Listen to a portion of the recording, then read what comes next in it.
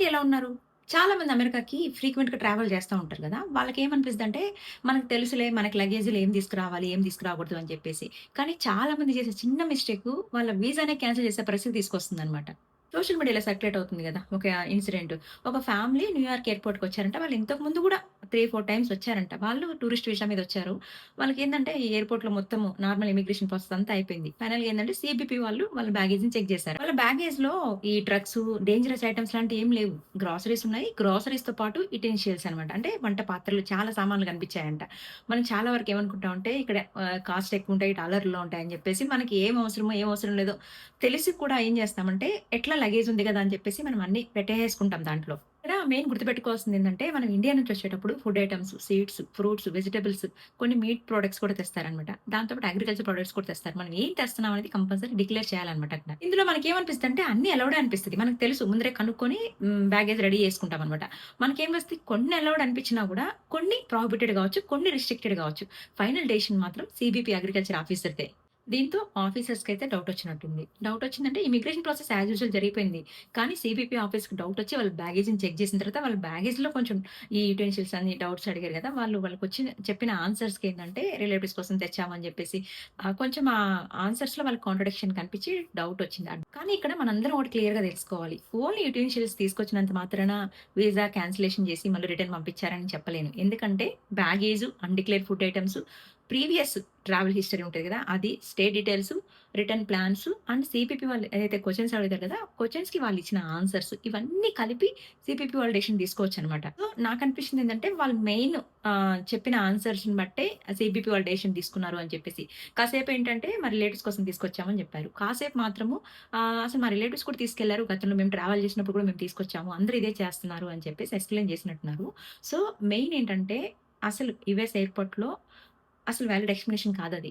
అందరూ చేస్తున్నారు, మేము చేస్తున్నాము అని కాదు. సో, మనకేంటంటే చాలా వరకు అందరికి వాలిడ్ యూఎస్ వీసా ఉంటదనమాట. వీసా ఉన్నంత మాత్రాన ఎంట్రీ గ్యారంటీ కాదు.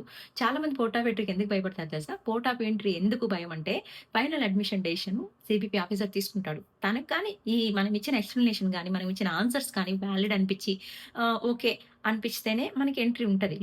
అందుకే ట్రావెల్ చేసే ముందు సీబీపీ రిస్ట్రిక్టెడ్ ఐటెమ్స్ ఉంటాయి గదా! అవి ఒకసారి చెక్ చేయండి. అండ్ పర్పస్ ఆఫ్ ట్రావెల్ ఉంటది గదా! క్లియర్‌గా ఉండండి దాంట్లోటి. ఈ ఆఫీసర్స్ ఏదైనా అడిగినా గూడా, చెప్పినా గూడా కన్సిస్టెన్సీగా, ట్రూత్‌ఫుల్‌గా ఆన్సర్ చేయాలి మనం.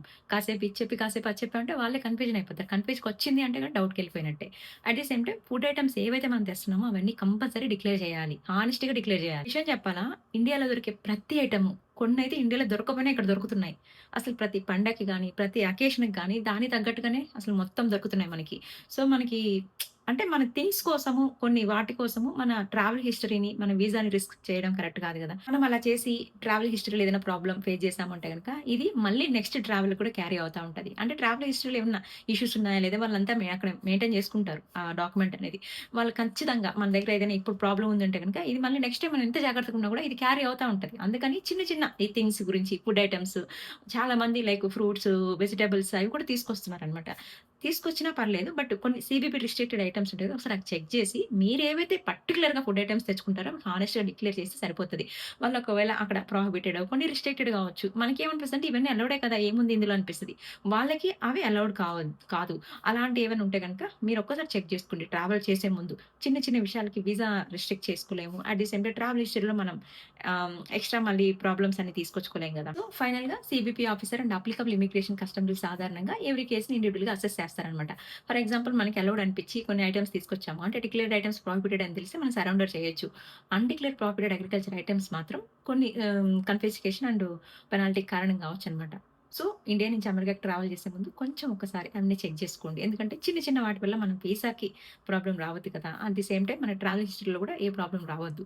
సో, ఒకసారి చెక్ జేసుకోండి. అండ్ మీకేదైనా అసలు ఇండియా నుంచి అమెరికాకొచ్చేటప్పుడు ఏమేం థింగ్స్ తీసుకురావాలా లిస్ట్ కావాలంటే కూడా నేను నెక్స్ట్ వీడియోలో చేస్తాననమాట. So, take care all of you. Have a nice journey. Video నచ్చితే లైక్ చేయండి. ఫస్ట్ టైమ్ ఎవరైనా చూసారంటే సబ్స్క్రైబ్ చేసుకోండి.